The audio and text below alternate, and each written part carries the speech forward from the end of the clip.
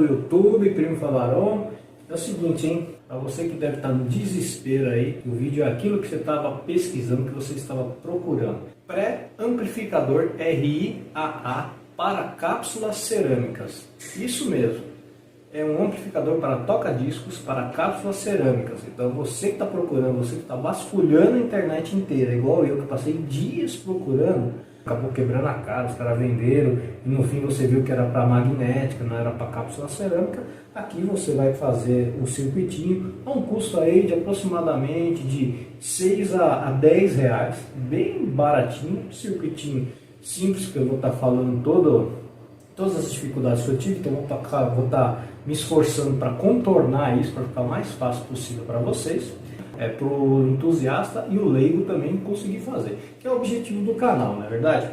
Para quem está pegando o bonde andando e não está entendendo nada que eu estou falando, tudo isso que eu estou falando até agora é para você fazer um toca-disco comum, simples, sem nada, fazer ele funcionar e ligar ele em qualquer som moderno, né? na entrada auxiliar. É isso. Para você ver que o assunto é polêmico, dá uma olhada aqui a quantidade de nome que eu tive que anotar. Tá? Então vamos lá, tem aqui ó, pré-amplificador RIAA, amplificador RIAA, pré-amp RIAA, pré-amplificador fono, amplificador toca-disco. Aí por aí vai ter um monte de nome. Então quando começa a ter um monte de nome, é porque não tem algo padronizado, cada um vai se virando da sua maneira e começa a virar uma coisa de doido. Então o negócio era fazer o quê? Era fazer uma coisa simples que você possa usar de repente os fios de alimentação do motor do seu toca-disco, seja capaz de também alimentar o circuitinho.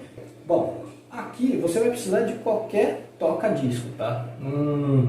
O que você vai precisar que esteja funcionando é o mecanismo dele. A parte eletrônica pouco importa, só precisamos que ele esteja funcionando, que é o quê? Girando o prato, girando de forma constante.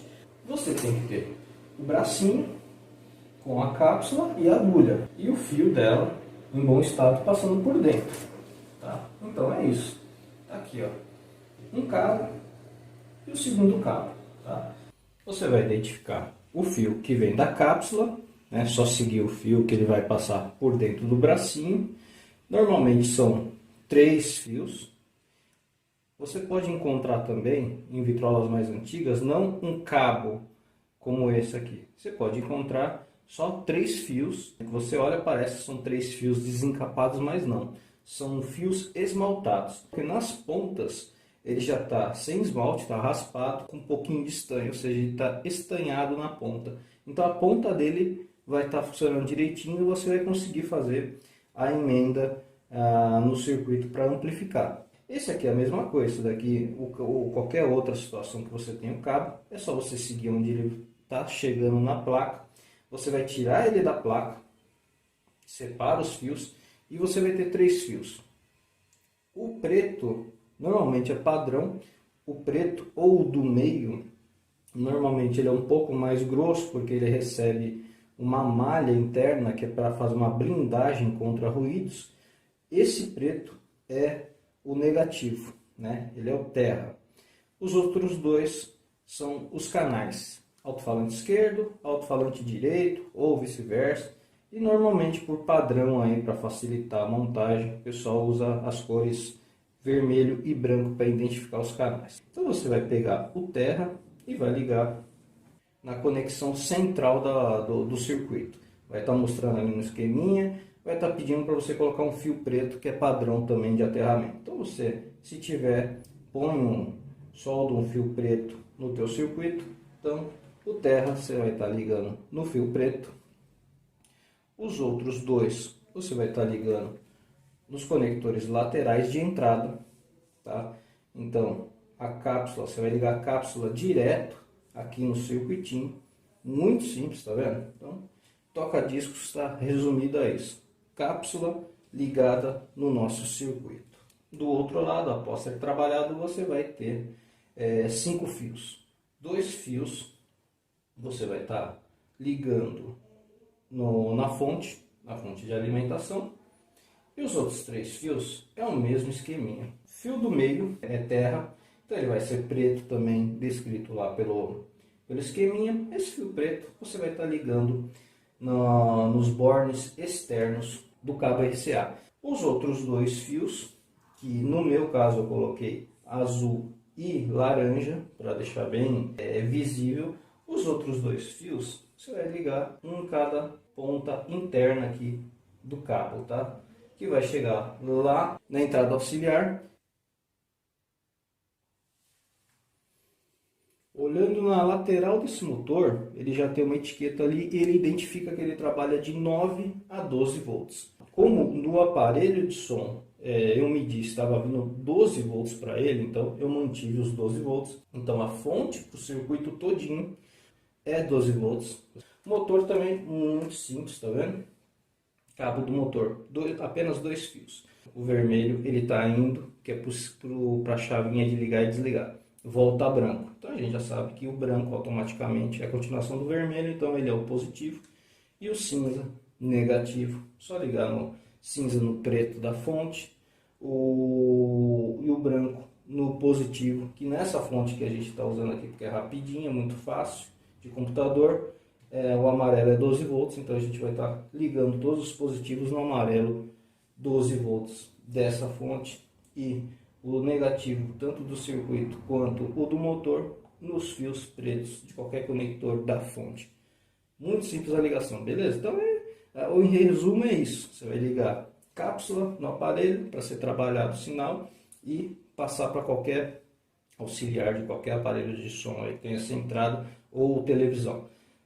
E fazer a ligação do motor e aproveitar e usar uma fonte só para os dois circuitinhos aqui e pronto. Bem simples, não tem segredo para ninguém.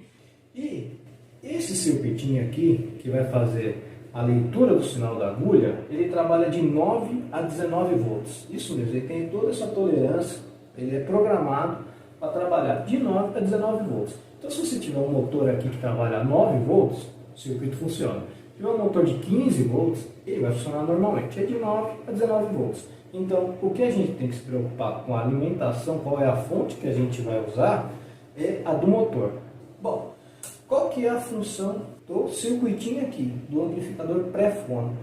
Aqui nada mais é do que o seguinte, ele vai captar esse sinal, que vai vir extremamente agudo, vai atenuar ele bem, vai voltar ele à normalidade, vai pegar o sinal de grave, que quase não consegue captar, por conta da dificuldade da própria cápsula cerâmica, ele vai pegar esse sinal de grave e o médio e vai amplificar, padronizado para qualquer aparelho de som moderno ou antigo que tenha entrada auxiliar. Você liga lá e pronto, você vai conseguir estar ouvindo seus discos. Ah, mas primo meu, como é que eu vou saber se a minha cápsula é cerâmica ou é magnética, né? E se minha cápsula for magnética, esse sistema aí funciona, dá para fazer funcionar com ela? Eu vou colocar na descrição do vídeo, onde está o projeto original. Você vai pegar e vai seguir o esquema original. Se a sua cápsula for magnética, você segue o esquema original, não faça alteração nenhuma, funciona muito bem. Então, para você descobrir se é cápsula cerâmica ou cápsula magnética, tive que ir no rádio, é um Sony LBT36W. Tá?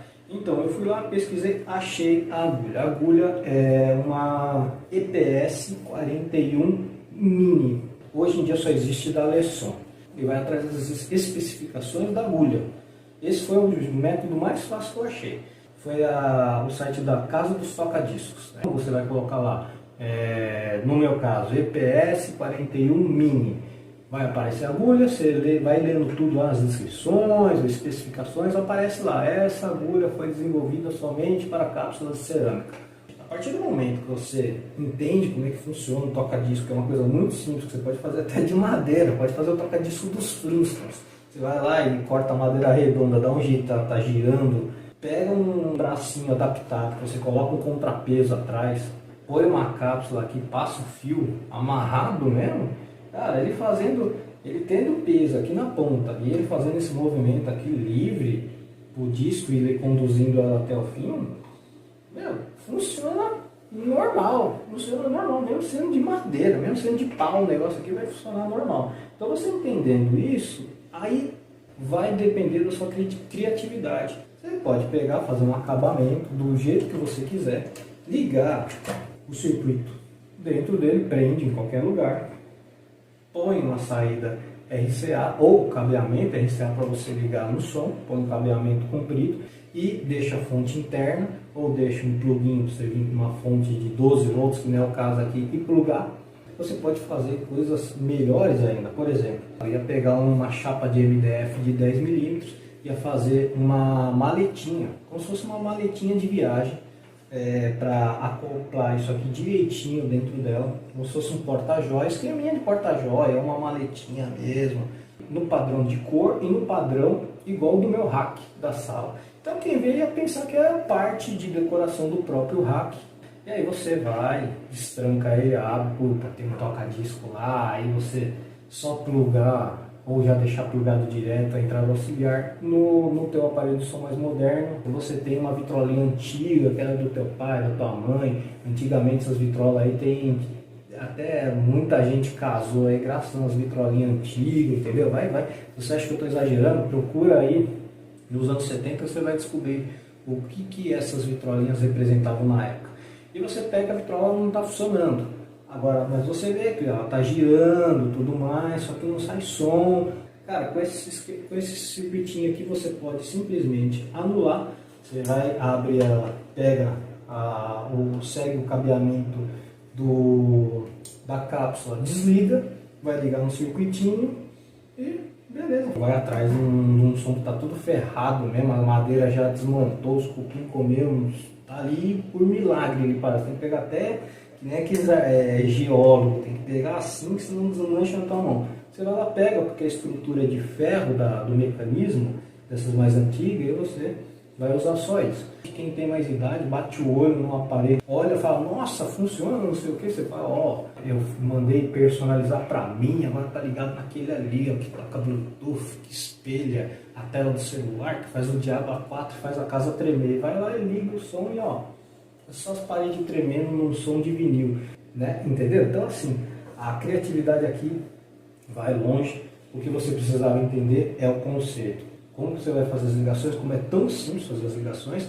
Você tem duas diferenças de cápsula aqui, então você precisa saber qual que é a cápsula que você está usando, qual que é a configuração que você vai usar aqui no aparelhinho. Então agora a gente vai estar fazendo a compra das peças, tudo mais, a confecção da placa. Antes disso, né, vamos botar um tiquinho só da música aí para os direitos autorais não caírem matando. Aqui nós temos o circuitinho, temos aqui entrada e saída. A entrada é o sinal da cápsula, sem trabalho nenhum, tudo trabalhado. Sinal normalizado para saída, para você ligar lá no auxiliar de qualquer rádio, tá? Eu liguei aqui na fonte de 12 volts, mas você tem que se atentar ao motor. Então, nosso rádio aqui você pode ver, ele não tem a entrada fono, ele só tem o quê? Que é as mais normais mesmo, tape, que é para fita, CD, planner, que é o rádio, e o auxiliar. Vamos ligar agora, vamos alimentar com 12 volts, vamos ligar o rádio. Aqui, tá vendo? Já não está funcionando porque mal contato aqui nas ligações, uma coisinha bem simples mesmo, só para mostrar que está funcionando. Então, gostaria muito de estar rolando o disco enquanto eu estou fazendo esse vídeo de apresentação para vocês, mas infelizmente, por questões burocráticas e de mimimi, infelizmente, a gente está impedido. Beleza? Vai ser rapidinho, que senão já viu, né?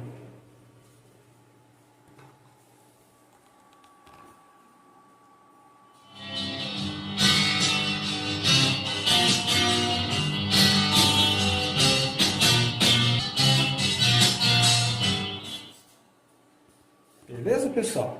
Vamos botar a mão na massa aí, vamos mostrar direitinho como é que você vai fazer tudo, desde a compra das peças até a ligação da plaquinha. É isso aí. Bom, pessoal, esse aqui, ó, é o projeto original, tá? Ele é para cápsula magnética. Então, se a sua picape aí, seu toca-disco tá equipado com uma cápsula magnética, é com esse aqui que você vai estar fazendo. A princípio são projetos dessa empresa Ibrap, que equipavam aí as vitrolas Philips de época, né? Para você conseguir esse manual, é só você jogar aí, ó, Ibrap M204, joga isso aí no Google, tem vários links aí que você vai conseguir estar baixando. Então é legal, vale a pena ler, ele fala certinho como é que funciona o transistor, tá vendo? Ó? o emissor, o base e o coletor. Esse aqui é o manual original. Esse projeto aqui, desse Instituto NBC, né, ele tem uma série de projetinhos e ele foi feito em cima desse da IBRAP. Como eu fiz em cima deste aqui mesmo que eu estou olhando, porque tem o desenho da placa, tudo direitinho, então eu não cheguei a comparar ponto a ponto para ver se são idênticos, tá? E aí aqui tá informando, né, as especificações, de 9 a 19 volts, é uma alimentação simples, 2 fios só, então qualquer fonte de 9 a 19, e a partir de 1 ampere aí, né, já dá conta. Então qualquer fontezinha quadradinha aí já tem 1, 2 amperes, dá conta do recado. Então esse aqui eu vou estar disponibilizando aí esse endereço aqui em cima, já vou estar deixando aí na descrição do vídeo, você baixa e vê com mais tranquilidade, porque você precisa estar imprimindo esse esquema aqui, tá vendo, esse diagrama. Então você dá um alt print, por exemplo, ó. Procura o PEN aí no teu computador. Como eu uso bastante esse programinha que é do Windows, então ele sempre tá por aqui. E aí você consegue recortar e imprimir só ele, só o projetinho em si. Tá vendo? Fazendo meio rapidinho aqui só para mostrar, te dar uma opção de como é que você pode tá fazendo. Aí você vem aqui assim, ó, diminui o tamanho da área que vai ser colado. Dá uma olhada como é que vai ficar a impressão aqui, ó. Imprimir, visualizar a impressão. Ó, vai ficar assim na folha, ó. Dá pra ver bacana, né? Você imprime, ó, você já vai ver o esquema certinho, ó. Tá vendo? Posição do transistor. Isso aqui eu vou estar falando mais à frente aí no esqueminha. Você já vai treinando sua vista com isso aqui, você já vai entendendo, aprendendo como é que funciona esse esqueminha de eletrônica, tá? Ó. Então aqui ele cruza, não tem contato nenhum com o R104, tá? Então precisa ter essa bolinha para falar que tem uma emenda, senão é só o desenho do circuito para você poder entender. Para dizer a verdade aqui, só para a gente não perder a oportunidade de falar, então normalmente a gente começa pela alimentação, né? A gente tem um entendimento de como funciona o circuito. Então aqui, ó, B+, então é a base da alimentação, você vai estar ligando o positivo da fonte de 9 a 19 volts, e aqui, ó, esse símbolozinho aqui é aterramento. Então tudo que tiver nesse preto aqui vai estar sendo aterrado. Então no preto você vai estar ligando também o fio negativo da tua fonte. Beleza, ele vai entrar aqui, a primeira coisa que vai acontecer com ele vai ter uma queda de tensão por esse resistor de 220 ohms. Depois que a energia passa por esse resistor e cai, então daqui para frente todas vão estar sendo alimentadas pelo mesmo valor até esse aqui. Quando ele passar por esse, já cai mais ainda o valor, tá? Então aqui, ó, se você quiser testar, vai estar com o mesmo valor. Se por exemplo entrou 12 volts, ele caiu para 11 no final, quando sai do resistor, vai estar aqui, ó, 11 volts, 11 volts. Só que quando passa para cá, talvez caia para 2 volts, entendeu? Ele cai, a energia aqui é para o quê? O transistor precisa de 2 volts, né? Uma suposição, falando a grosso modo. O transistor precisa de 2 volts para funcionar, então ele vai estar caindo aqui apenas para a voltagem que ele vai funcionar. E aí aqui já é sinal, então aqui é alimentação do transistor e aqui não. Aqui é sinal que vem da cápsula, que vai passar pelo transistor, vai ser trabalhada pelo transistor. Então nós temos um circuito de alimentação de fonte para os transistores funcionarem. E aqui vem sinal, faz amplificação, equalização e por último ele vai sair aqui equalizado e amplificado final para ligar numa entrada auxiliar de qualquer aparelho aí. Beleza? Então esse aqui é o esqueminha. E agora aqui a gente tem o desenho da placa. O desenho da placa é o seguinte, você está vendo aqui, ó, esse desenho aqui pra gente do jeito que está aqui ele não serve, tá? Então toma muito cuidado para você não quebrar a cara. Esse é um desenho aqui que você poderia mandar para uma empresa que vai confeccionar a placa para você, te entregar a placa prontinha, o que não vai ser no nosso caso, tá? Se você quiser você manda, mas esse vídeo aqui a gente vai fazer em casa mesmo, de forma caseira, bem simples. A gente vai projetar a nossa placa. Então esse desenho aqui do jeito que está não serve, então você vai estar pegando ele Você vai pegar essa imagem aqui, você vai salvá-la. Pode jogar em qualquer lugar, beleza? Então eu vou jogar aqui na minha área de trabalho mesmo, na minha tela. Vamos criar um outro nome, né? Desenho placa. Tá salvo aqui, né? Desenho placa. Vamos abrir. Beleza. Esse aqui, do jeito que tá, não serve. Porque o que acontece? Quando você for pegar e imprimir do jeito que tá aqui, ó, pegar e xerocar, a folha vai estar acima. Na hora que você for passar para a placa, que a gente vai fazer a termotransferência, né? Transferência por calor, vai inverter. Isso aqui vai estar aqui assim, ó. Entendeu? Que vai estar ao contrário. Não dá. Então a gente tem que inverter o desenho. Tá? Então você vem no Pen de novo, ó. Vem no Pen de novo. Abre aqui para a gente poder trabalhar.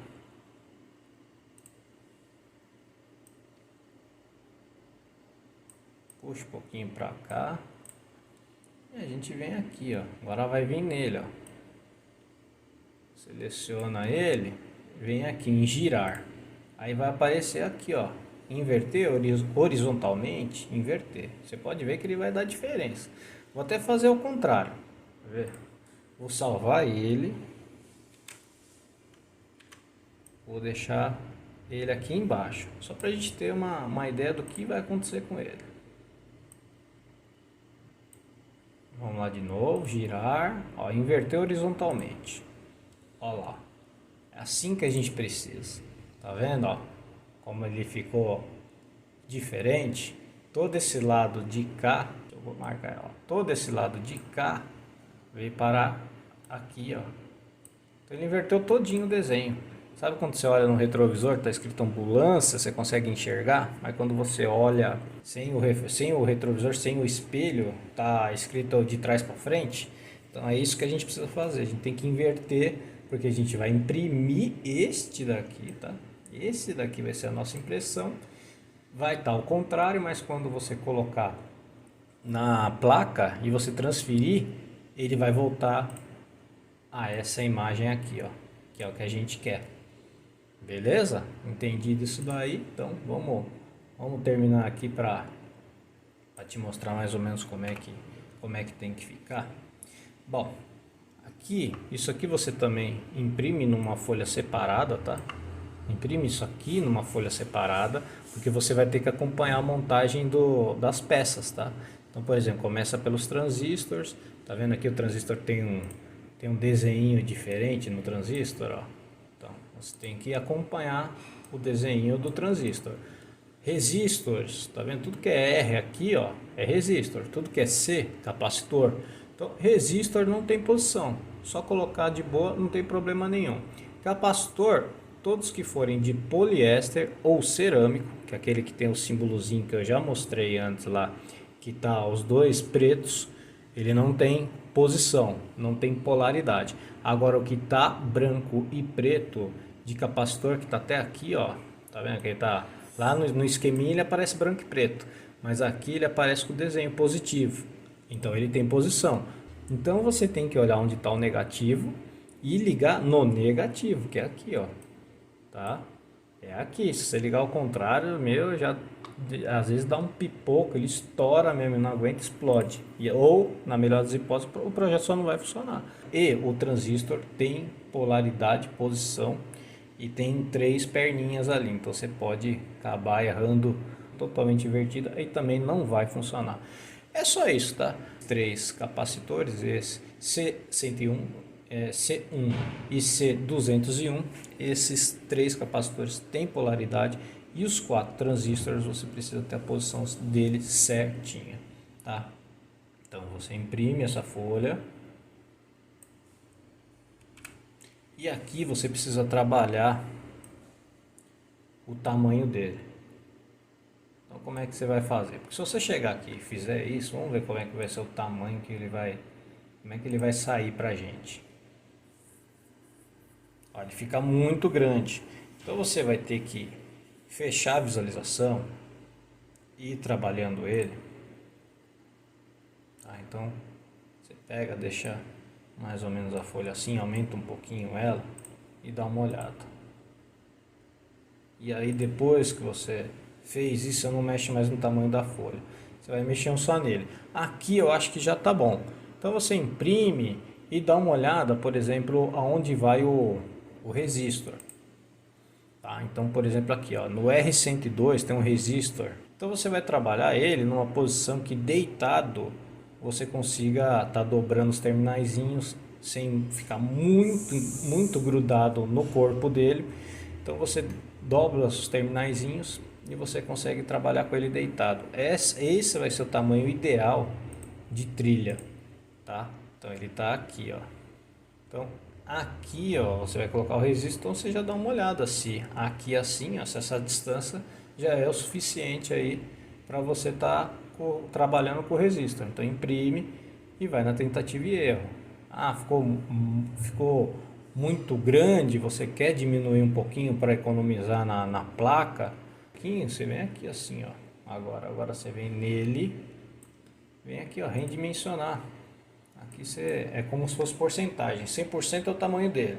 110 você aumenta ele em 10%. 90 você diminui ele em 10%. Olha lá, diminuiu, tá vendo? Depois que você chegou no tamanho exato que você quer trabalhar, você vai imprimir na capacidade, na opção melhor, tá? A opção que tiver mais tinta mesmo, vai imprimir só em cartucho preto. Tem que sair o máximo preto possível, a melhor qualidade que tiver. Imprime ele. Que você vai fazer? Você não vai usar isso aqui, tá? Você não vai usar essa impressão para estar transferindo para a placa de fenolite. Você vai numa papelaria, vai lá e vai pedir para imprimir na Xerox, tá? Então, e não pode ser máquina de jato de tinta, que dá na mesma do que essa que a gente está usando em casa. Tem que ser naquela que tem toner. Então, se você trabalha num lugar aí que eles usam toner, quem usa muita impressão costuma usar toner porque dura muito mais, é muito mais barato do que ficar usando um cartucho de tinta, né? Então, se você tem uma impressora ou tem um lugar que você possa ir que use toner, tudo bem. Se não tiver, é qualquer papelaria, você vai lá na máquina de Xerox e pergunta, olha, é a toner? Ah, é a toner. Então, carrega no máximo de qualidade de preto que você puder aí, que eu preciso da tinta. Olha, aí os caras vão te falar, a Xerox é 40 centavos, eu vou ter que te cobrar R$1. Fazer o que? Cobra R$1, não tem problema nenhum, tá? Outra coisa, às vezes não sai legal, entendeu? Às vezes a máquina do cara não está muito boa. Então o que você vai fazer, ó? Essa daqui essa daqui é uma dica de ouro. Assim que você tiver o layout pronto, esse mesmo que eu quero, você vem aqui, vai selecionar, né? Dá um Ctrl C e dá um Ctrl V. E aí você vai fazer. E aí você faz 4 cópias dele. Tá vendo só?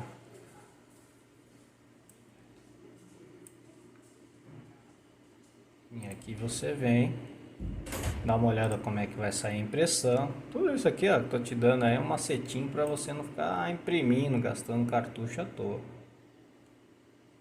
Vem aqui, coloca em retrato, coloca ele para centralizar direitinho, para sair bem na folha, ó, tá vendo? Dá uma imprimidinha aí no rascunho mesmo, né? Opção de rascunho, que é que menos gasta tinta, e vê se está mantendo o mesmo tamanho. Tá mantendo? Aí você imprime na melhor qualidade, vai lá, tira a Xerox e fala, ó, quero na maior qualidade, na parte máxima de tinta do toner, porque eu preciso usar a tinta que vai ser transferido por termofusão. Aí o cara vai te falar, ó, meu amigo, isso daí a gente cobra mais caro, que é muita tinta, mas pode pagar, cara. Normalmente vão te cobrar R$1 e pouquinho. E se você fizer uma folha, vai sair, ó, vai sair 4, né? Eu vou te falar a verdade, eu dei uma bobeada na primeira e não ficou legal porque eu acabei tentando tirar o papel debaixo d'água, né? Mergulhado na água, ao invés de deixar na água corrente. E aí estragou um lado aqui assim, ó. Acho que foi esse lado aqui que deu uma estragadinha. Então na segunda saiu perfeito. Então se você não fizer isso, prestar atenção no vídeo e fazer na água corrente, acho que de primeira você já consegue estar tendo um excelente resultado, né? Te indico que você faça uma segunda tentativa na placa, compra uma placa que dê para fazer 2 circuitos. Você não vai perder a placa por causa disso. Depois é só passar bombril ali que você arranca toda essa tinta da placa. Então pega uma placa que dê para fazer pelo menos 2 circuitos, vai fazer 2 transferências. A que ficar melhor, beleza, porque depois você vai ter que corrigir isso na caneta de circuito impresso. Bom, e agora aqui a gente vai para nossa lista de materiais, tá? O legal é isso, ó, tem uma lista de materiais. É só comprar, tá? Tá na mesma, né? Q101, Q201, Q101, Q202. Tá meio errado aqui, mas são 4 transistores, tá? Que você vai ter que comprar. Eu não achei esse 549, tá? BC 549. Eu não achei. É que a eletrônica que tem aqui em casa é muito ruim, né? Os caras dão um péssimo atendimento. É muito ruim mesmo. Então é um transistor que você acha muito fácil, esse 549, né? Lá ele tinha um 548, que é a mesma coisa. Qual que é a diferença do 548 para o 549? A única diferença é que esse 549 é um transistor desenvolvido mais para essa área de captação, que ele é mais refinado, então o sinal vai ser melhor, ele vai gerar menos ruído, é isso, tá? Então ele consegue trabalhar o sinal, amplificar o sinal e não aumentar os ruídos que já tem nele ali. Tire qualquer fonte de ruído, que senão já imaginou, você tá lá com o alto-falante, aumenta um pouquinho só, a agulha não tá no disco ainda, e começa a ficar aparecendo aqueles ruidinhos, fica né? Então o medo é esse. Só que eu vou te falar, eu fiz com 548, então comprei 4 transistores 548, não comprei esse 549. Preço também é muito parecido, não é esse o problema, tá? O problema é que não tinha e eu não ia no centro com pandemia para ficar correndo para comprar isso daí lá na Santa Efigênia. Então, com 4.548, com os fios sem blindagem, sem proteção nenhuma e só ponteado de solda para ser uma coisinha rápida. Então, tudo errado, para falar a verdade. O esquema é tão bom que não produziu ruído nenhum, tá? Então, se você não achar, pode comprar 4.540 BC 548, que ele funciona muito bem. Os resistors também é muito fácil de achar, tá? Muito fácil. Isso aqui é comercial. Às vezes você vai comprar resistor, é meio complicado. Por exemplo, às vezes o cara não tem de 56K. Aí fala, pode ser de 50, né? 52, 58K. Pode comprar, tá dentro de uma tolerância de 10%. 2,7K. Pode ser o de 3K? Pode ser 3K. Pode ser 2,5K? Pode ser. Às vezes está diferente. Por exemplo, esse 2,7K, às vezes ele pode olhar para você e falar assim, é um 2K7? Dá na mesma, cara. Dá na mesma. Tirando a piadinha do 2K7 sem o acento. Vamos ver um outro aqui.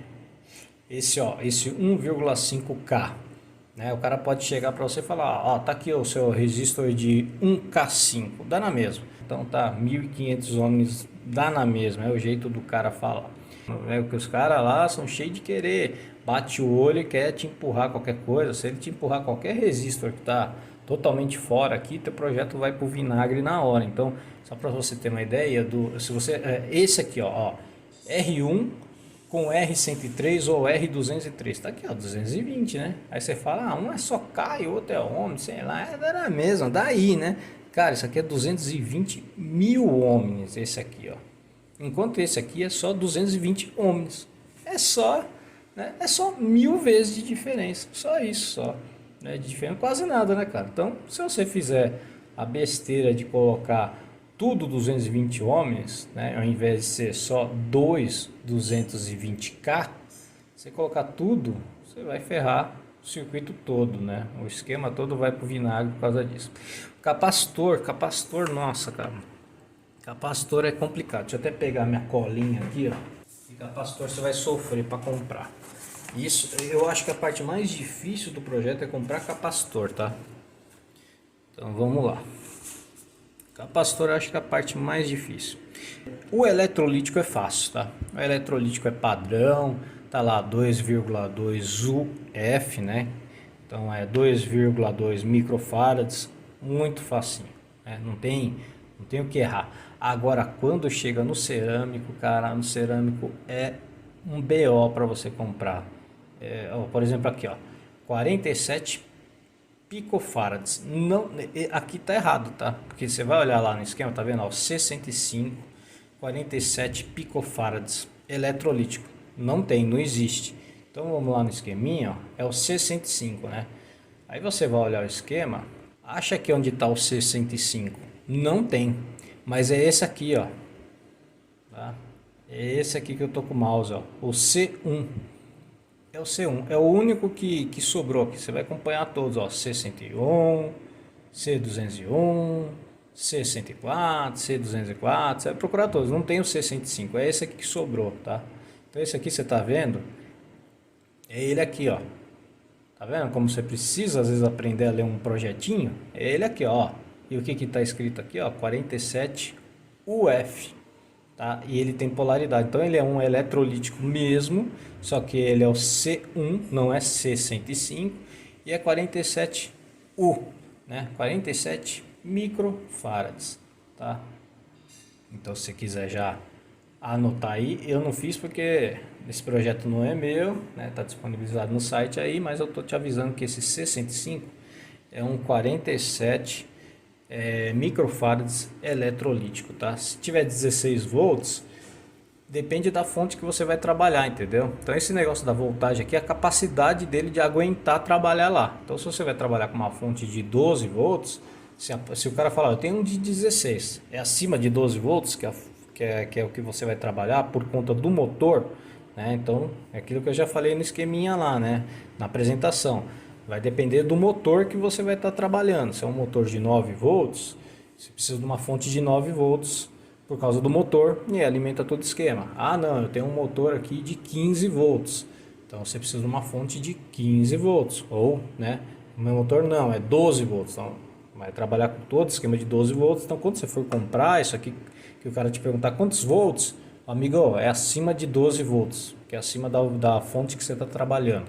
Ah, eu tenho de 63. Nossa, não é muito? Não, é capacidade. Você está comprando, sobrou, sobrou. Cerâmica é um problema, tá? C101, C202 e assim sucessivamente até esse C104, C204, tá? É um problema. É o seguinte, vamos lá, vou pegar minha colinha aqui. Eu recomendo que você faça o quê? Por exemplo, esse primeiro aqui, ó, C101. Você está vendo que são dois, né? C101, C202. Então você vai comprar dois aqui. Todos esses aqui de capacitor você vai estar comprando dois. Resistor, tá vendo aqui, ó, do R108, R208, cada um é um. Você vai comprar dois. Então vai dando uma olhada aí.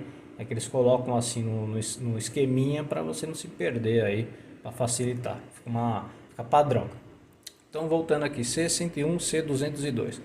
1,8 NF, né? Aí você vai lá e fala assim, ó, amigo, eu quero um capacitor cerâmico poliéster de 1,8 NF. Aí o cara já dá uma torcida de nariz para você. Aí você chega e mostra para ele o esquema, ó, tá aqui, ó, no esquema, quer ver, ó? Vou te mostrar. Não tá errado não. Você começa a se sentir o técnico e a eletrônica, né? Ó, tá aqui, ó, é o C102, ó. É aqui onde eu tô passando com o mouse entre um transistor e o outro, aqui ó, C102 e aqui ó, C202, né? Só que é só aqui em cima que eles marcaram, senão aqui também é irrelevante, são o mesmo, então tudo que você tiver aqui em cima tem aqui embaixo, só que aqui não vai ter qual que é o valor, porque já tá aqui em cima, tá? 1,8 NF, aí você vai lá apontar pro cara, tá aqui ó, 1,8 NF, não tá errado não. Aí o cara vai pegar para você, vai chegar com o capacitor, vai jogar na bancada lá e vira as costas e vai pegar o resto. Ele não quer nem, ele já sabe que vai dar bode, cara. Os caras já sabem, tá acostumado que um monte de gente vai, pega e fica perguntando. Aí você vai olhar no capacitor, ele tá lá escrito lá 1,8K. Você fala, pô, mas 1,8K, meu? Não é isso aí não, cara. Ou vai estar escrito 182. Né? Aí você fala, pô, mas 182 não tem nada a ver com esse 1,8 nanofarads. É esse mesmo, amigão, não sei o que.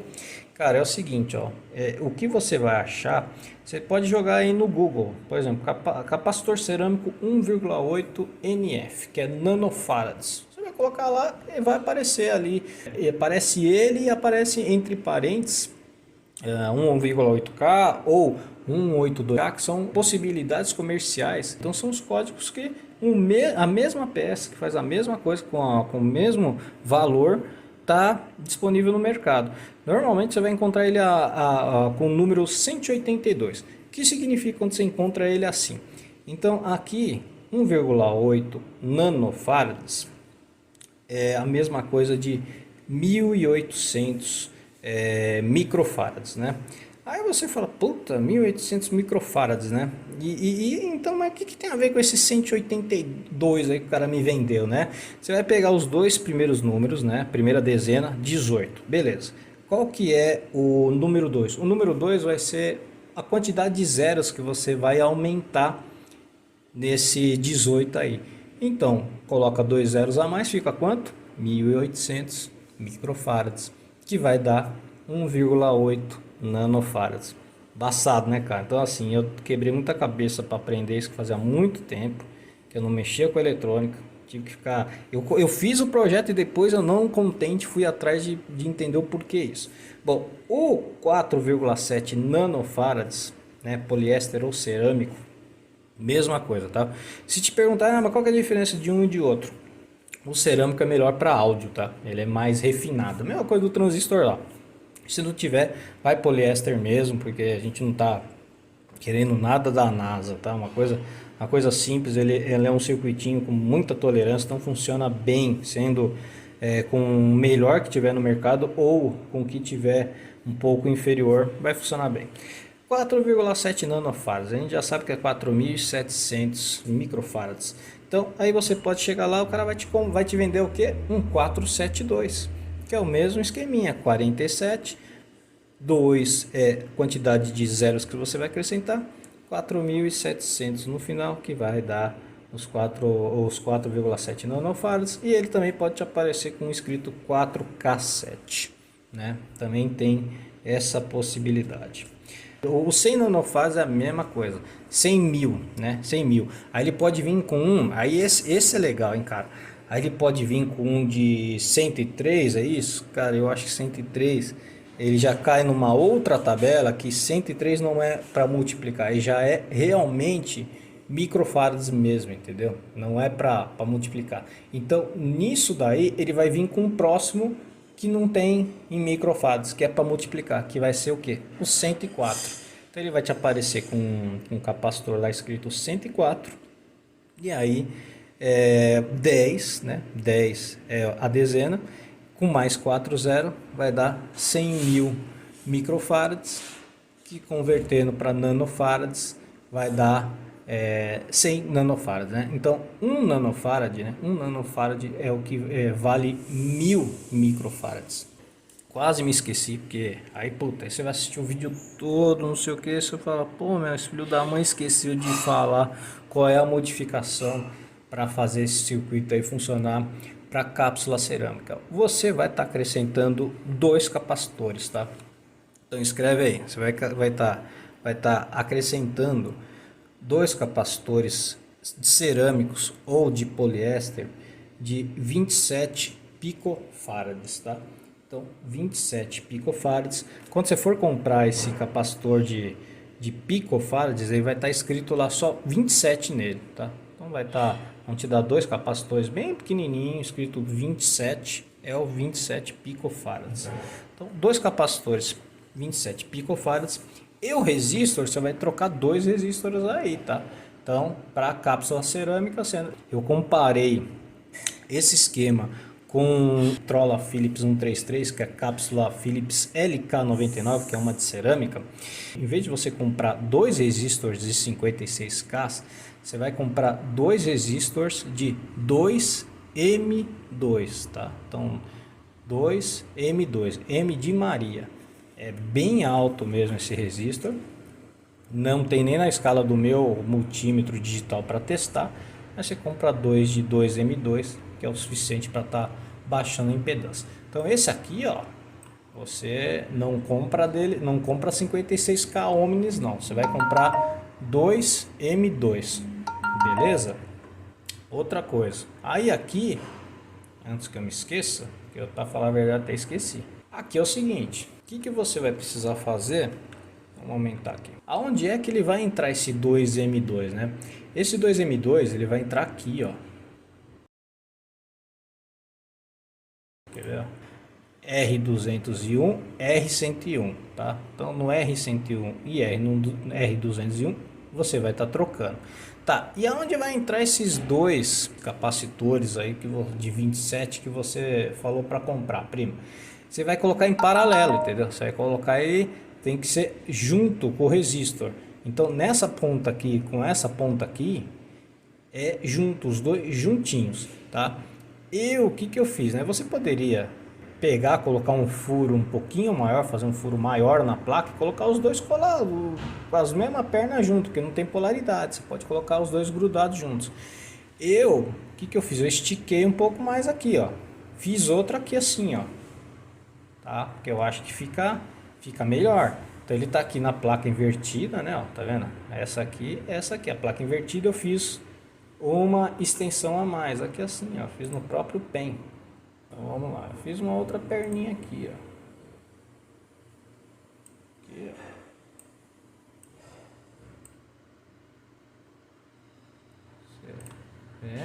Faz melhorzinho do que eu tô fazendo aqui, né? Porque eu tô fazendo meio que só pra demonstrar, né? Faz um tamanho melhor também, né? Não assim. Tô parecendo a bola redonda do Kiko, né? Bola quadrada. Você trabalha melhor isso, ó, e faz direitinho o desenho aqui, ó. Faz mais bonitinho. Faz bem parecidinho que tá aqui, ó.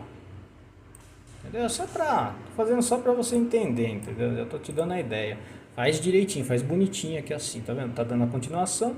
Aqui, o que você faz? Deixa um furo, né? Porque ele vai ser ligado, né? Daqui aqui acima, é isso? Um capacitor. Então ele vai ter essas ligações. Daqui aqui assim também, ó. Tá vendo? Vai ser ligado aqui, então você já criou essa ligação desses dois componentes que não tem no projeto original. Beleza? Então é isso. Você vai estar acrescentando, vai comprar no seu projeto dois capacitores de 27 picofarads, que é cerâmico ou poliéster, e vai estar ligando junto nos mesmos terminais do R101 e do R201, os dois juntinhos lado a lado, também conhecido como ligação em paralelo, tá? Não, falar bem direitinho, se você fica na dúvida, você acha que é em série, qualquer coisa assim. É isso. E o R200, e o R101 e o R201 você não vai comprar de 56K, você vai comprar de 2M2. Beleza? E isso daí é para você estar fazendo para cápsula cerâmica. Se você vai fazer para cápsula magnética, você não mexe nada no projeto que você está vendo. Que esse projeto aqui, ó, esse projeto que você está vendo, não tem que ser mexido em nada para cápsula magnética. Essa alteração é para a gente usar para cápsula cerâmica. Beleza, rapaziada? Então fiz um vídeo, eu peguei bem pesado nessa parte aqui, porque eu acho que é a parte que vai ser mais difícil, que eu tive mais dificuldade, que foi ter que saber qual é o componente que eu ia aumentar aí para a cápsula cerâmica, alterar a placa e também essa questão de comprar os capacitores que eu vou te falar. E esse C1 aqui também me ferrou um pouquinho, que aí você tem que parar tudo e ver se não tem alguma coisa errada, comparar com o da Ibrap também, para ver o que está acontecendo, se é o mesmo valor, né? Isso aí são coisas que faltou aí para o editor tá dando uma verificada para ver se está tudo certo. Outra coisa que eu vou te passar também, dica de ouro, cara. Quando você for confeccionar a placa, vai ter inúmeros métodos para fazer, né? Então você tem lá com papel fotográfico, papel crochê. Cara, olha, primeiro que papel fotográfico, ninguém vai querer tirar xerox para você. Os caras falam que não gruda, e se não grudar vai infernizar a máquina dele inteira, vai sujar tudo, então já era. E é caro pra caramba o papel fotográfico, então nem compra que você vai quebrar a cara. Papel crochê eu tentei também, não foi legal, e também o papel crochê não é barato. Então, a melhor forma para você resolver de qualquer jeito é a Xerox, numa folha de sulfite mesmo. Vai lá e fala, ó, carga máxima de tinta preta e pronto. Faz, que é batata, é facinho de fazer e não tem problema nenhum. Na lista de compras aqui, né, acrescenta aqui a placa de circuito impresso, que é a placa de fenolite, e acrescenta também aí uma caneta para desenhar na placa de circuito impresso, porque você vai precisar estar fazendo umas correçõezinhas aí para não correr risco na hora de você corroer a placa. Outra coisa, você vai comprar percloreto de ferro, que é o líquido que faz que vai corroer todinha a placa onde não tiver ali a serigrafia. Então é ela que faz a corrosão da placa e vai dar todo o formato aí das trilhas. Beleza? Então é isso aí. Vai assistindo a sequência dos vídeos aí que agora você vai ver a confecção da placa. Bom, pessoal, a primeira coisa que você vai fazer é arrumar uma placa de fenolite. No nosso projeto, a placa ficou com 9 centímetros e sobrando, tá? Então ficou com 9 centímetros de comprimento por 7,5 de altura. Então 7,5 por 9 centímetros é o suficiente. Aí você providencia uma placa pelo menos do dobro do comprimento aí. Caso você erre, você vai ter uma nova chance de estar fazendo. Principalmente em lugares aí que não tem uma loja de eletrônica por perto, né? Em São Paulo mesmo, São Paulo que é São Paulo, é só na Santa Efigênia. Aqui no meu bairro, no Ipiranga, tem uma, mas não é todas as peças que tem lá. Então é bom já fazer de uma vez só, por isso que é bacana aí um pouquinho de excesso para não perder tempo. Bom, na área que você vai estar transferindo a tinta para o circuito, você dá uma limpadinha, dá uma boa limpada. Às vezes essa placa aí tem cera para proteger, para não dar corrosão, então com uma palha de aço aí com bombril, você esfrega bem aí até ela tá bem brilhante, que você vai perceber que vai ter removido qualquer cera, qualquer produto aí, gordura e tudo mais que está sendo usado aí nessa área de cobre dela para proteção. Aí depois de passar o bombril, eu recomendo que você aplique também com vontade aí álcool 70. Pode ser álcool 100% ou pode ser álcool 70%, tanto faz. É só para ter certeza, né, que vai tirar qualquer cera e também qualquer gordura de dedo, né? Qualquer poluente aí. Então você esfrega bem, você vai perceber aí, ó, pelo próprio papel higiênico, ó, isso daí já seria um problema aí para promover uma aderência da tinta. Então às vezes é por conta de uma falta de limpeza, de uma limpeza adequada, que remova cera e remova qualquer tipo de gordura ou oleosidade. Por causa de uma coisinha dessa aí que você vai estar sofrendo aí para estar conseguindo transferir a impressão, a tinta do sulfite para a placa de fenolite. Então eu sugiro que você, ó, enquanto estiver saindo com sujeira, saindo sujo, empretejando aí o papel aí, você vai jogando álcool e vai esfregando bem aí, até ficar zeradinho. E não precisa limpar a placa toda não, você vai limpar só a região que você vai estar utilizando para fazer a transferência do toner. Aí depois que você fez, que já parou de sujar o papel, você dá uma abanada só para ter certeza que vai estar saindo algum resquício de papel nele, e para secar 100%.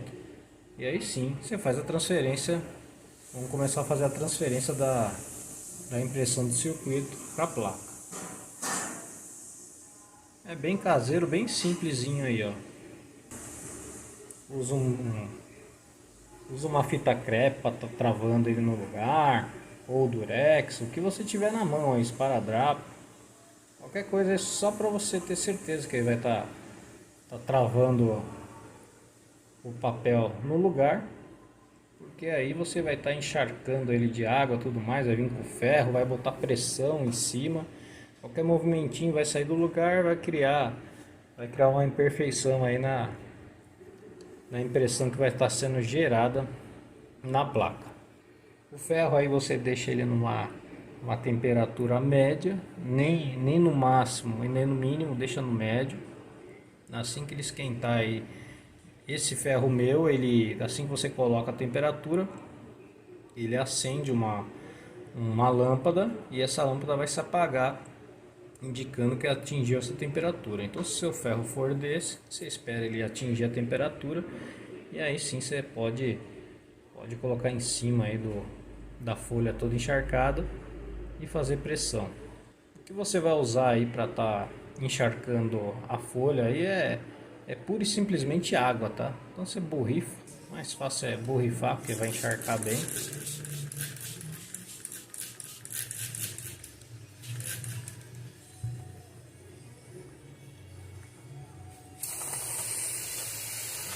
Agora você aguarda aí, espera até o circuito aí, até parar de fazer o barulho que tem água, indica que a folha está seca. E aí você vai encharcar de novo de água, vai borrifar até aparecer o circuito, aparecer o formato do circuito, fica transparente o papel.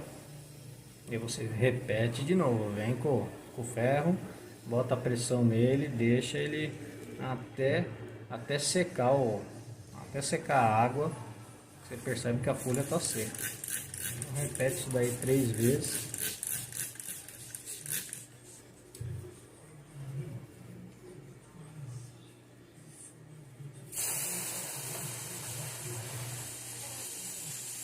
Põe pressão e deixa aí evaporando a água até o papel ficar seco.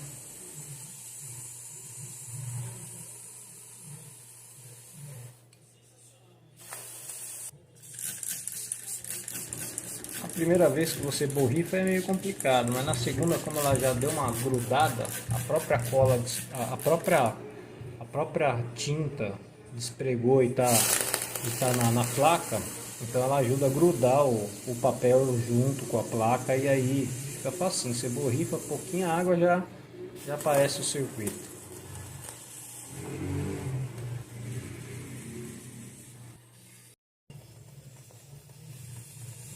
Caso você tire e a folha está um pouco úmida e tudo mais, você percebeu que ela não secou, volta com o ferro, não põe água não. Retorna com o ferro. Fica mais um pouquinho aí até você ter certeza que a folha secou.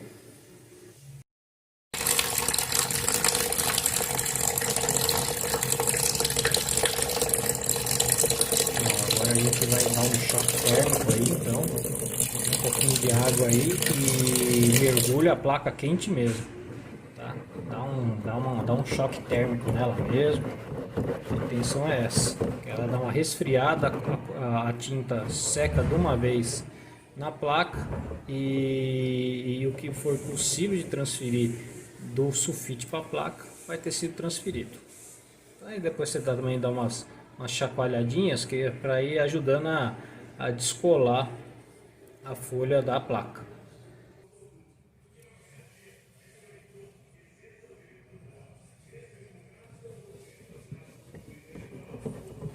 Por isso que é bom você ter 2 placas, entendeu? Você vai lá, faz a primeira, se não ficar perfeita, faz novamente na outra parte da placa, faz uma segunda tentativa. Vai ficar melhor, perfeito. Depois, para você tirar a tinta da que você desprezou, da que você não vai utilizar, é só passar bombril que consegue sair, fica a placa limpinha para quando você precisar usar para outro projeto. Tá? A dica que eu te dou é o seguinte: ao invés de você fazer que nem eu fiz na primeira vez ali, que é ficar tirando o excesso de papel debaixo d'água, é fazer assim, ó, com água corrente, tá? Que a água vai batendo, vai amolecendo mais a folha de papel, vai tirando sem estragar qualquer tipo de trilha aí, né? Então assim ficou bem melhor. De primeira assim já foi o suficiente e a impressão ficou muito boa, quase perfeita. Precisei corrigir só um pouquinho na caneta, só por questão de precaução mesmo.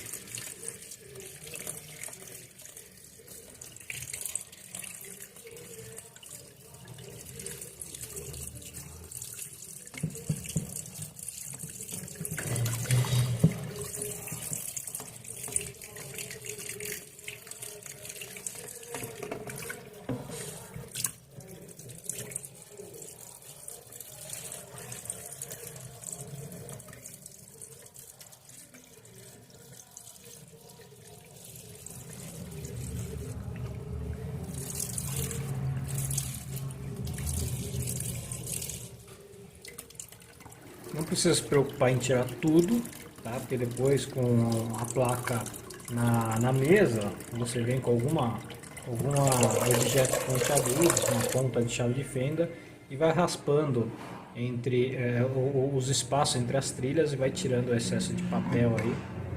E assim você não corre o risco de ficar preocupado em tentar tirar o resto do papel e acabar estragando a impressão. Agora, onde tiver falha, você vai lá e dá uma passada com a tinta de placa de circuito impresso. Essa caneta aí é fácil de encontrar e não é cara. Então você vai dar uma retocada aí para ter certeza e ter segurança de que na hora que você colocar para corroer, não vai ter falhas aí que você depois vai ter que estar corrigindo com estanho, né? Então, vai dando uma olhada direitinho, contraluz, tudo. Qualquer dúvida, qualquer insegurança, você já corrige, tá? E aí, ao mesmo tempo que você já vai dando uma olhada para ver se tem excesso de papel entre uma trilha e outra, porque esse papel aí pode não deixar o percloreto fazer a corrosão e aí você vai ter trilhas em curto, né? Aí o trabalho depois é muito pior, tá? Então, para você corrigir borrado da tinta ou excesso de papel, é só você pegar um objeto pontiagudo, né? Uma ponta de faca. Eu estou usando essa fenda, essa chave de fenda bem pequenininha aí, bem fininha, que é para eu conseguir enxergar direitinho. Então aí eu estou tirando tanto os borrados da tinta, como também eu estou limpando entre as trilhas, tirando qualquer gordura do papel, cola do papel, qualquer coisa assim, tá? Porque a impressão em si ficou muito boa, não deu trabalho para tá corrigindo. É mais mesmo por precaução e limpar as trilhas, porque poderia ter deixado um pouquinho mais debaixo d'água e esfregando. Mas lembre-se, né? Você fez uma transferência aí caseira do toner, da tinta do toner para a placa. Então, quanto mais você ficar molhando, você vai estar tirando a resistência desse toner. Então, na hora que você colocar lá no percloreto, isso pode fazer uma diferença danada. De repente descola a tinta e o percloreto vai comer tudo. Então você pode estragar esse pedaço aí, essa placa, por conta de uma falta de precaução aí. Bom, esse aí é o resultado. Já está direitinho. Agora é mandar para o percloreto aí e botar para corroer. Bom, e antes que eu me esqueça de falar, é o seguinte, sabe aqueles furinhos que tem no desenho do próprio circuito, que foi transferido para a placa? Dá uma caprichada ali, limpa, porque quando o percloreto corroer, ele vai corroer esse furo e já fica fácil ali para você poder vir com a broca, com a furadeira e fazer os furos, beleza? Agora aí para você cortar, né, destacar a placa, que se você colocar ela desse jeito aí no percloreto, uma que você vai precisar de muito percloreto e um baita de um pote para colocar uma placa desse tamanho. Então, e outra, você vai perder a placa, né? Então você corta só o pedaço que você quer e o resto fica guardado para um próximo projeto. E aí você faz a marcação a lápis aí, a caneta, vem com uma serrinha, a serrinha normal mesmo, estarrete. É só cortar que é tranquilinho. Isso daí faz mais poeira do que trabalho em si.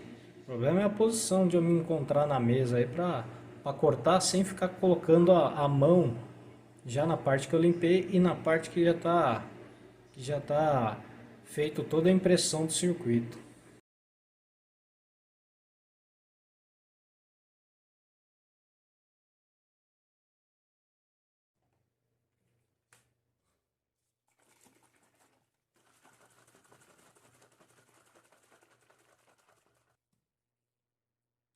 Bom, agora aqui é a hora que você vai estar utilizando o percloreto. Percloreto de ferro. Ok? Loja de eletrônica aí vende para você poder fazer a corrosão de todo o cobre que tem aí na placa. A única coisa que vai ficar protegido é aquilo que está com a serigrafia ali que a gente já trabalhou. Tá? Então isso aí é o percloreto, você não pode colocar de jeito nenhum ele numa vasilha de metal, porque senão ele corrói mesmo. Tá? Então tudo que é ferro aí, é um cupim de ferro aí, ele vai corroer. Então você mergulha a plaquinha. Eu tentei aí fazer um ganchinho aí para estar puxando aí, né? Mas acabei desistindo aí que eu vi que não deu certo, viu? Só para não estar sujando a mão, que isso daí para conseguir sair da mão não é fácil. Então é o seguinte, você coloca ele a temperatura ambiente, só mistura ele bem aí, chacoalha bem, coloca na temperatura ambiente. Aí depois de uns 5 minutinhos você vem, dá uma mexidinha aí no vasilhame, que é para ajudar a corroer mais rápido. Beleza? Vamos dar uma balançadinha aí, uma mexidinha depois de 5 minutos. E ó, quando o percloreto é novo, 15, no máximo 20 minutinhos aí, ele já dissolve a placa toda. Como o meu tem pouquinho tempo de uso, tem só 10 anos, eu usei ele para estar fazendo um circuito para o Fusca, e agora, isso em 2010, agora em 2020 voltei a estar usando, então ele demorou 30, mas enfim, ele está com a coloração boa, então, e fez a função dele que foi corroer, demorou um pouquinho mais, mas paciência. A próxima vez que eu for fazer, se for de dia, eu vou estar deixando ele no sol, que o sol ajuda a acelerar o processo. Bom, e aí está o resultado, ó. Já corroeu tudo, tá vendo a cor? Ficou da cor da placa mesmo, tá vendo? Tirou o cobre, não tem mais nada. Bom, para efeito de precaução, porque ainda a serigrafia tá aí, e eu vou estar testando para ver se tem curto entre as trilhas. Então você testa tudinho. Pega um multímetro digital, coloca ele em escala de diodo, que ele faz um bip, né? Quando dá curto, ele emite um bip, e aí já te ajuda bastante a você estar confirmando. Eu vou fazer 2 testes aí, por precaução mesmo, para não quebrar a cara depois, tá? Eu vou estar fazendo o teste de continuidade para ver se a trilha não tem nenhuma falha no caminho dela e por conta disso teve uma interrupção, né? Ela não está tendo condutividade. Então eu vou estar testando para ver se a trilha está funcionando de ponta a ponta. Então você põe a ponta de prova numa ponta da trilha e no finalzinho da trilha coloca de novo e tem que emitir o ruído para ver que está tendo continuidade. E aí você vai também passando nas trilhas do lado e ver se tem alguma trilha em curto. Às vezes você se engana aí, não deixou um tempo suficiente, acabou ficando na parte do meio, alguma parte escondidinha aí, acabou ficando em curto, não corroeu. Então dá tempo de você, antes de tirar a serigrafia aí, você mergulhar lá no percloreto e deixar mais uns 5 minutinhos. Cada vez que você tirar do percloreto, bater uma água e olhar e ver que não está bom, você deixa 5 minutinhos. Se for muita coisa, deixa 10. Deixa ele imerso no percloreto somente o tempo necessário, tá? Porque eu não te dou garantia nenhuma de quanto que é resistente esse tipo de serigrafia caseira que a gente fez. Na hora de eu tirar com o Bombril, ele teve dificuldade, tá? Teve uma certa dificuldadezinha aí para conseguir sair essa tinta. Mas mergulhado ali, molhado, pode acontecer de descolar em algum ponto e sair corroendo tudo. Bom, aí foi o seguinte, nesse ponto eu percebi que houve um curto, né? Então aí, como foi só nesse ponto aí, eu já dei uma passadinha de um objeto pontiagudo, testei novamente e verifiquei. E não teve mais o curto, então me dei por satisfeito. Bom, uma vez testado, você pega o bombrilzão, ó, vai passando, vai limpando tudo, vai tirando toda a tinta e toda a serigrafia, que a placa já está prontinha. E aí você vai fazer depois que tiver sem nada de tinta, você vai fazer o acabamento final dela, que é tirar todas as rebarbinhas. Agora a gente limpa a placa, limpa com álcool mesmo, álcool 70%. Dá uma limpada aí para que você consiga enxergar direitinho as trilhas, para que você consiga fazer o acabamento final. Bom, agora aqui onde tiver rebarba, é só você pegar e um estilete mesmo, vir passando, limpando tudo, deixa o mais limpo possível. Porque o que acontece? Às vezes o circuito em si ele não se aquece, mas o ambiente onde ele fica, outras peças se aquecem, vai aquecê-lo, ele pode se movimentar e numa dessas pode fechar curto. Ou mesmo, na hora que você está soldando os componentes, você vai ter dificuldade aí porque o estanho, qualquer bobeadinho, o estanho vai esparramar e vai fechar curto entre uma trilha e outra. Então, já que já caprichamos até o momento, então por que não continuar o capricho? Então é bom você estar fazendo isso aí quando você está com muita paciência. Tá vendo como é que fica legal? Ó? Tá perfeito aí, né? Fica muito bom mesmo. E ó, vou falar uma coisa, hein? Já peguei muita placa original de fabricante de renome aí, dessas vitrolinhas antigas, e não chega nem aos pés da nossa, viu? O negócio era muito mais tosco, né? Muito mais sem capricho do que essa daí.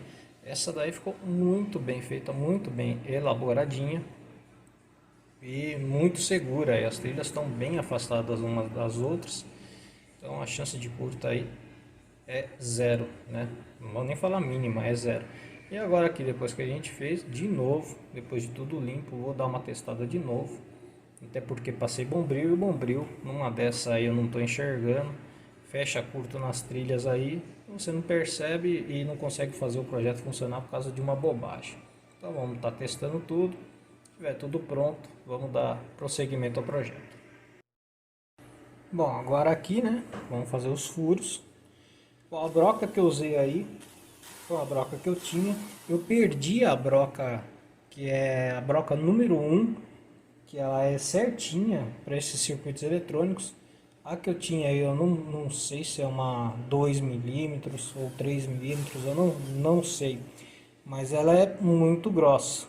Mas como eu estava fazendo de forma experimental, então a única coisa que uma broca dessa acarreta aí, né? Se você não tomar cuidado, você pode romper uma trilha ou danificar a trilha, né? Principalmente nas pontinhas dela.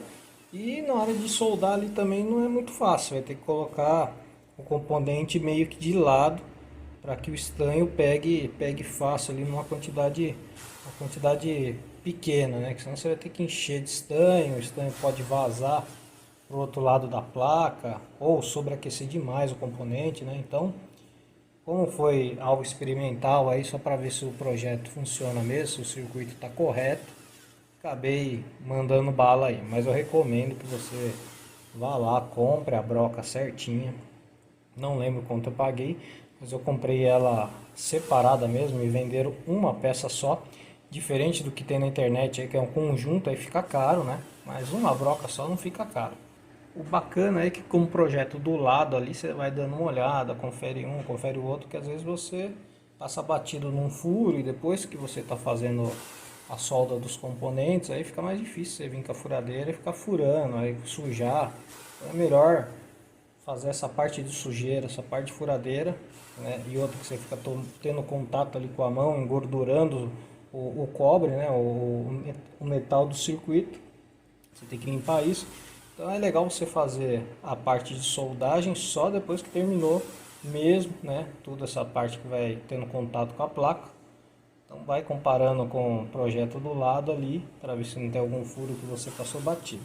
Outra coisa também, lembra que eu falei que para caprichar no desenho, nos furinhos do desenho, limpar direitinho para o percloreto corroer e ficar sem metal ali, então já fica como se fosse ponteado.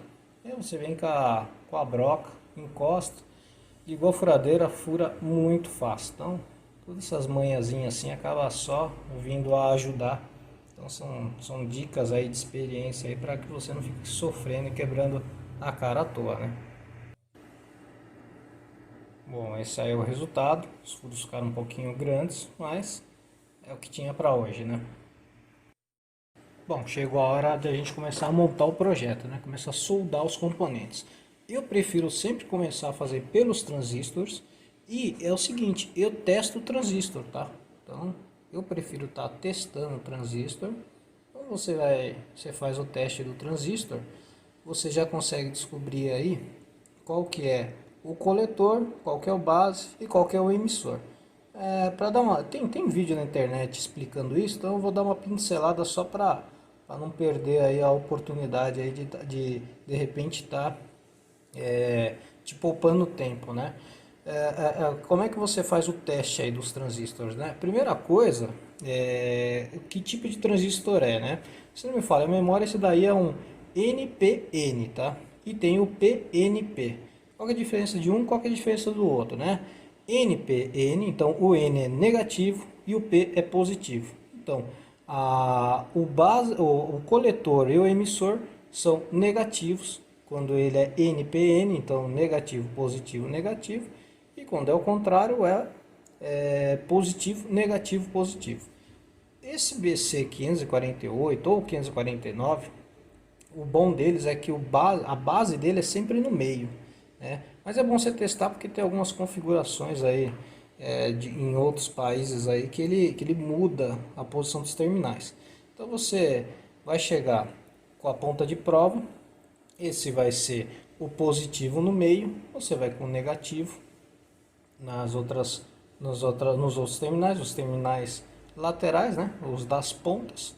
Você vai lá, ele vai medir, né? Então medindo, beleza, você viu que tá medindo direitinho, você inverte, coloca a ponta de prova, se você colocou a positiva, coloca a negativa. Aí ele não vai poder no meio, né?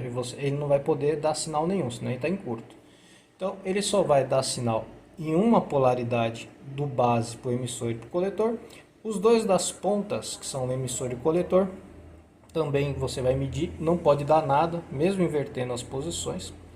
E quando ele está polarizado certinho, que no caso desse BC548 é o positivo no meio, então você vai colocar a ponta de prova no positivo no meio, e os das pontas vão medir, e o que medir mais vai ser o emissor, e o que medir menos, consequentemente, vai ser o coletor. Então você tendo isso em mente, treinando aí, fazendo, na hora que você for colocar no projeto, você já automaticamente de cabeça você já vai estar medindo, vai estar testando ele antes de colocar no projeto. O desenho da perninha deles ali, que você vai ver as posições 1, 2 e 3 dos terminais, você vê que tem uma setinha. Essa setinha é do emissor. Então você já sabe também qual que é a posição do emissor. Pelo desenho você vê o base também. Então você compara com o do circuito aí. Você tá vendo que o esqueminha aqui na a parte baixa do vídeo, o esqueminha ali tem o desenho do transistor, como é que ele encaixa. Então você encaixa ele do outro lado da placa, você vira, repete o teste, vê se o emissor, por exemplo, está dando no componente da sequência. Então você compara para ver se ele está realmente chegando no componente da sequência, se é um resistor, se é um capacitor, ou se ele está indo para outro transistor. Segue o esqueminha que está mostrando aí. Você viu que ele está batendo, aí você dá uma olhada na base. Se não me falhar a memória, o base dele acaba dando um capacitor. Está dando ali direitinho conforme o esquema no capacitor, mesmo que o capacitor não está no lugar, mas está seguindo a trilha e está dando nele, Cara, aí você pode soldar sossegado, porque você já testou o transistor antes, viu que ele está funcionando, que não está em curto ou não está aberto. Você já tem certeza absoluta que a posição que ele está aí é a mesma que está no circuito. Então, não tem como você ter ligado ele invertido, beleza? Então, peque pelo excesso, porque às vezes o transistor, aí, por mais que ele seja padrão, comercial dele seja base no meio e o emissor no terminal 3, isso você olhando ele de frente, com a parte chatinha virada para você, é bom conferir, porque às vezes você pega um europeu, alguma coisa assim, e ele acaba tendo os terminais invertidos aí, e aí por causa disso o projeto não vai funcionar. O transistor tá bom, mas ele tem os terminais dele tá numa configuração diferente da nossa aqui, que a gente está acostumado com o Brasil. Numa dessas você quebra a cara. Bom, aí eu te recomendo você fazer o que? Solda um terminal, tá? Então solda uma perninha dele, para que você dê uma alinhada nele melhor. Coloque ele o máximo possível perto da placa, não deixe ele muito alto não. Assim que você der um pinguinho de solda e manteve ele preso, aí você pode vir e cortar o excesso do... Não deixa o terminal comprido não, e nem solda ele para depois sair cortando, senão você fica forçando a solda e forçando também os terminais. Numa dessas você abre um mau contato aí por conta de tá botando força. Uma dica bacana, você tá vendo aí que tem uma esponjinha do lado? Então essa esponjinha tá molhada, tá com água. Você passa sempre a ponta do ferro de soldar ali, que você limpa a ponta, fica limpinha. E o que acontece? Antes de você chegar a encostar o ferro de soldar para fazer a solda, você põe só um pouquinho de estanho, só para dar uma molhada mesmo na ponta do ferro de soldar. Vai com o ferro de soldar já com o estanho. É uma coisa muito rápida, você vai encostar o ferro de soldar, já encostou o estanho junto também. Mas o que acontece? Para a solda derreter e grudar mesmo no componente e na placa, ao invés de grudar só na ponta do ferro, é importante que você aqueça primeiro a superfície onde vai ser soldado. Mas não precisa ficar muito tempo. Para falar a verdade, tem que ser uma coisa assim de milissegundos. Você encosta o ferro e ele acaba aquecendo. Nessa que você encostou, que ele aqueceu um pouquinho, você vem com o estanho, ele já derrete e gruda. Então tem que ser uma coisa rápida, porque se você ficar demorando muito, você danifica o circuito que você fez e a chance de você ferrar com o transistor é grande, tá?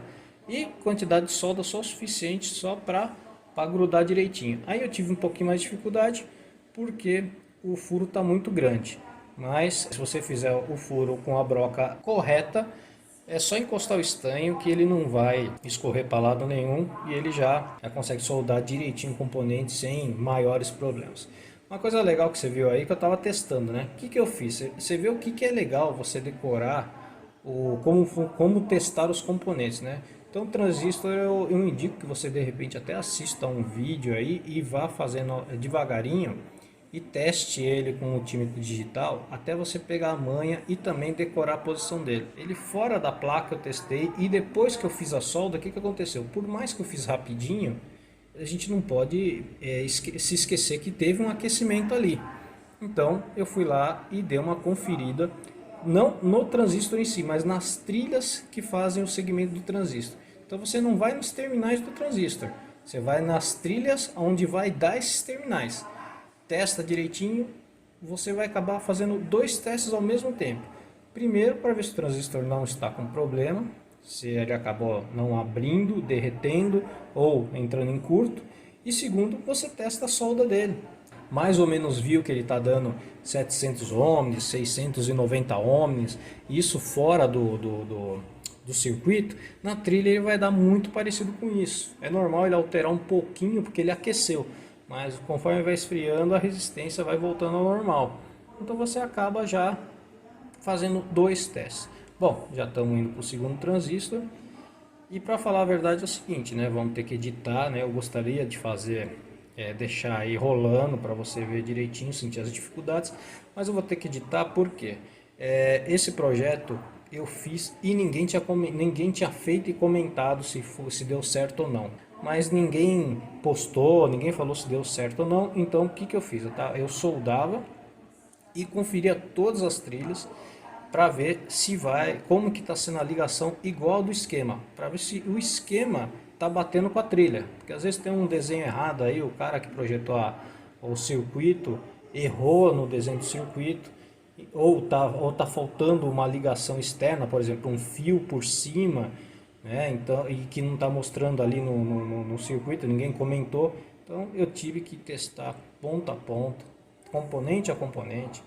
Então isso daí foram horas e horas e horas, então ninguém merece, né? Você pode mandar bala na soldagem aí, se os teus transistores estiverem batendo certinho os terminais como os padrões, não precisa nem ficar fazendo igual eu, testando na posição dele não. Você pode sair soldando mesmo, prestando atenção no desenho que está no circuitinho aí das peças colocadas, porque é uma coisa que eu já testei o circuito todinho, né, de cabo a rabo, e ele é perfeito, ele está funcionando direitinho esse circuitinho aí, não tem nenhuma, não tem nem uma trilha que não bata com o esquema. Bom, o resistor é a mesma coisa, tá? Embora eu tinha alguns resistores aí de estoque, que aí tem etiquetinha para facilitar, mas mesmo assim eu vou lá e meço e já testo eles, tá? Então, por exemplo, vou te dar uma dica. Você tá aí com o teu multímetro digital, então aí você vai testar um resistor de 1K5, né? Que é 1500 ohms, né? Então, o que você vai fazer? No multímetro você tem lá a escala de 200 ohms, não vai dar certo, precisa ser maior. Vai na de 2000 ohms. Então, vai testar o resistor, já pega, já põe na escala correta dele que você vai facilitando a tua vida. Coloca lá no multímetro 2000 ohms, testa ele vai dar lá entre 1500 e pouco, 1300 e pouco, é normal ele dar aproximado, tá? Ele tem uma tolerância de erro. E aí sim, você pega e já coloca na placa. Aí, por exemplo, você vai para o outro, aparece lá, esse é de 22K. Aí o que você vai fazer? Você vai para 20K? Não dá. O próximo é 200K. Então sempre vai para o próximo maior, não vai para o 2000K, que dificulta muito na hora de você estar medindo, já fica vírgula, não sei o que, então não é bacana, né? Então vá sempre para a próxima escala do resistor. Outra coisa, o legal do resistor é que ele não tem posição, tá? Então ele não tem polaridade. Você vai, coloca ele e fim de papo. A única coisa que eu te aconselho é colocar ele o mais próximo possível da placa. Então encosta ele na placa mesmo, não deixe ele alto não. Qualquer componente alto aí, ele pode criar impedância aí, criar ruído no alto-falante por conta de estar dando ressonância por conta disso. Então coloca ele bem coladinho mesmo. Todos os componentes aí encosta bem na placa. Depois que eu soldo o resistor, eu gosto de testar resistor a resistor do mesmo jeito que eu testei do transistor. Então eu vou fora, não no terminal, mas eu vou nas trilhas que ele vai seguindo, testo pela trilha, que eu já vejo se ele foi danificado por conta do calor e se a solda está perfeita, se ele está mantendo a resistência dele, né? Por exemplo, 1K5, então é 1500 ohms. Se ele marcou lá 1490 no multímetro fora da placa, ele vai estar mantendo mais ou menos isso daí, um pouquinho alterado por conta que ele tá quente, então ele se altera mesmo, mas depois ele volta ao normal. Então você acaba fazendo dois testes, se o componente está íntegro ainda e se a solda está perfeita. Bom, acabei de soldar o capacitor. Capacitor cerâmico ou de poliéster, ele não tem polaridade, tá? Então você pode colocar ele em qualquer posição. Aí o que acontece? Eu tenho aí também um multímetro analógico, né? Que é aquele de ponteiro. Por esse daí dá para ter uma ideia aí se o capacitor está fazendo a função dele, né? Então quando você mede, o ponteiro sobe e começa a cair devagar, né?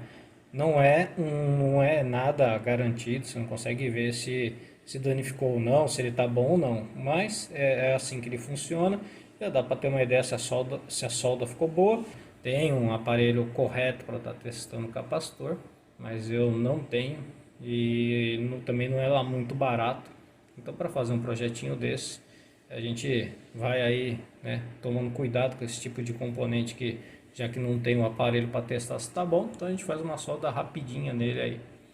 Agora você precisa tomar cuidado mesmo com o capacitor eletrolítico, tá? O capacitor eletrolítico no próprio esquema, né, na posição dos componentes ali nessa imagem, mostra ali que ele tem positivo e negativo. Então, o capacitor eletrolítico ele tem polaridade, tem positivo e tem negativo. Só que o que pode te confundir é que ele marca o lado que é o negativo. Nós estamos meio que acostumados a sempre dar ênfase ao positivo, né? E as marcações são no positivo, mas no capacitor não. No capacitor a marcação dele é o negativo e o positivo não tem marcação. Então você dá uma olhada lá no capacitor, no corpo dele, vai ter uma setinha com um sinalzinho de tracinho que é o negativo. Aquele ali, aquele terminal é o negativo. Então até na hora de ligar, você não está acostumado, você acaba sentindo uma dificuldade, seu cérebro tenta que você inverta a posição e coloque essa marcação negativa bem na polaridade positiva do circuito. E eu vou te falar, eu já liguei um capacitor numa fonte, liguei um de 1000 numa fonte e eu liguei ele invertido. Nossa, na hora funcionou, mas depois deu um pipoco que não sobrou nada dele e voou de paninho para tudo quanto é lado. Então não é uma boa não você errar, tá? Então o projetinho aí tá indo embora, né? Tá vendo? Um lado já foi feito, um canal já está pronto, e aí agora a gente já está indo para o segundo canal, né? Legal se você reparar no esqueminha é o seguinte: um lado da placa ela é dividida, né? Então um lado da placa é um canal e o outro lado é o outro canal. Então, por exemplo, você tem um resistor 106, no outro é um resistor 206, mas é o mesmo resistor, mesma resistência. Por exemplo, tem um resistor lá de 1K no 110, né, R110, o R210 vai ser 1K também. Então isso facilita muito para você estar colocando os componentes aí. Aí agora é hora da gente estar colocando o capacitor eletrolítico. Você vê que eu confiro no esquema de ligação, depois dou uma conferidinha também com um desenho da peça já colocada na placa. Então eu trabalho com os dois esquemas, né? com o diagrama e com o esquema. E aí meu cérebro até dá uma embananada porque tenta pegar a marca dele de polaridade negativa e quer jogar no positivo, tá? Então não tenha receio não, vai lá, testa, olha várias vezes. Ele tem a marcação, esse capacitor você é obrigado a colocar ele na polaridade correta do esquema. Tem ali o desenho dele mostrando qual que é o positivo e qual que é o negativo. No esquema também tem. Então só que o capacitor ele tem a marcação apenas negativa no corpo dele. Coloca, então dá ênfase ao seguinte: vou ligar o negativo no negativo e solda essa perninha primeiro e depois dá uma olhada. Beleza? É o jeito mais fácil aí, porque o teu cérebro teima em entender que a marcação dele não é no positivo, a marcação dele é no negativo. Então isso é só para o capacitor eletrolítico, tá? Então nesse esquema aí, se não me falha a memória, que eu estou falando, a gravação foi no momento e eu estou fazendo o áudio agora narrando em um segundo momento. Se não me falha a memória, componentes que você precisa ter muita atenção com polaridade, com posição, transistor e esse capacitor eletrolítico, né? Qualquer capacitor eletrolítico do esquema. O resto dos capacitores, que são cerâmico e poliéster, não tem polaridade, é só ligar. Resistor é a mesma coisa, não tem polaridade nenhuma.